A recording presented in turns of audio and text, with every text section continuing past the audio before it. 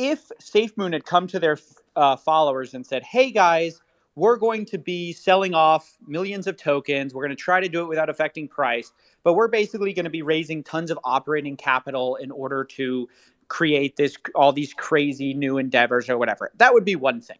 The problem is they didn't say that. They didn't pitch that. And well after they were the most famous and high priced as they ever were, they changed their entire operation, right? What they pitched to investors was very different than, hey, we're going to be secretly selling off into this market making cash out wallet. Whether or not you want to say, oh, it doesn't affect price this way or that way, this is literally not the thesis of the company. So a lot of people have been saying fraud is because the thesis of the company was one thing. They come and take a ton of operating capital, and then John Karony pockets a lot of it. No matter how you get there, if people didn't invest based on that idea of this is what we're doing, I think that's fraud. If you say we're locking these funds up and they're not locked up, and then you go spend them somewhere or you go make money somewhere, no matter how you want to justify it, oh, it's operating capital, it doesn't matter. That isn't what you brought people on to invest for. Kind of it makes sense of why I think a lot of us are we're not trying to come in with a negative bias on what this cash out operation is. I think we're coming in just with an expectation of what they kind of set the expectations at, if that makes sense. It's not just the thesis of the company that they outlined. It's the thesis of DeFi that everybody has taken and run with, that this is all about decentralized control over your own assets and not having to rely on the efforts of one group of folks. So it's about a world where we don't have to plow millions and millions of dollars into half-baked ideas. It's about a place where we can pool together assets of value like BNB, Ethereum, Phantom, Avalanche, Polygon, whatever, and then do the community work of building that group so we can talk about the reasons decentralization is important to us, not about advancing all these vague ideas about evolutionizing the world and changing everything with talents that are still unspoken. So the entire DeFi space has kind of hijacked this Satoshi-style language while creating entities that are violently centralized and exist to take money out of their holders' hands. Yeah, and I'm not going to refute any of that. Actually, I think all of your points are pretty accurate as a whole. And what I'm trying to do here is shine light on something, not defend it. I'll say that in the interest of balance, for every up, there's going to be a down here.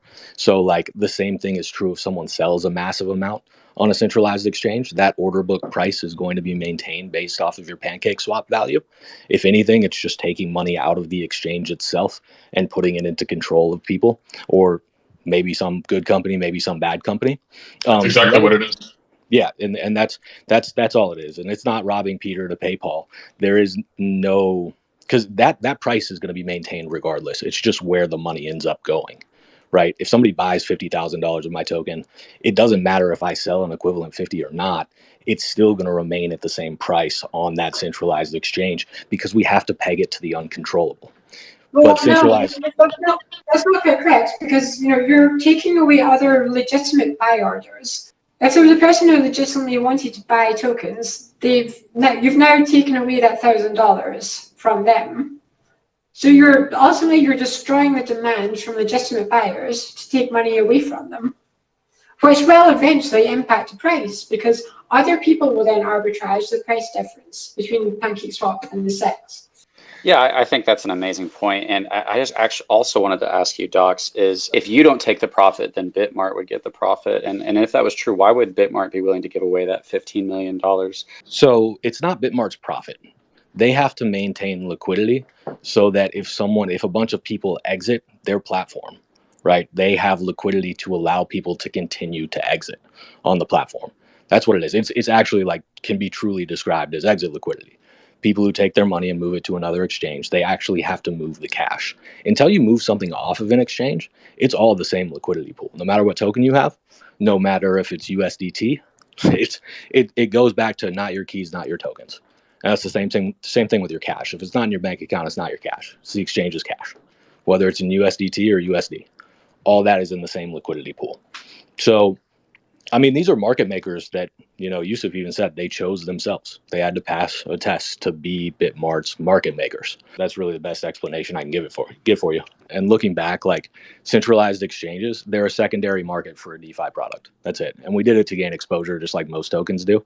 But that's what it is. You're creating a secondary market in which no one who utilizes that market can actually utilize the token itself, which is how it's designed. But Safemoon also didn't have a product at the time either, and I don't think has a product that supports their token right now. I just wanted to say real quick that it sounds like, and I don't understand this either, but it sounds like we're describing arbitrage. That it's like, oh, we have to keep the SEX price the same as the DEX, so we're going to arbitrage our own price on the SEX. And it seems like we're trying to say that there is no way that this has a negative impact on anybody, but it's also at the same time able to produce $15 million. And I think that just, it seems like as if we wouldn't have done those market maker things, that the investors would have naturally done that, and that would have had a better effect on the liquidity pool in the long run.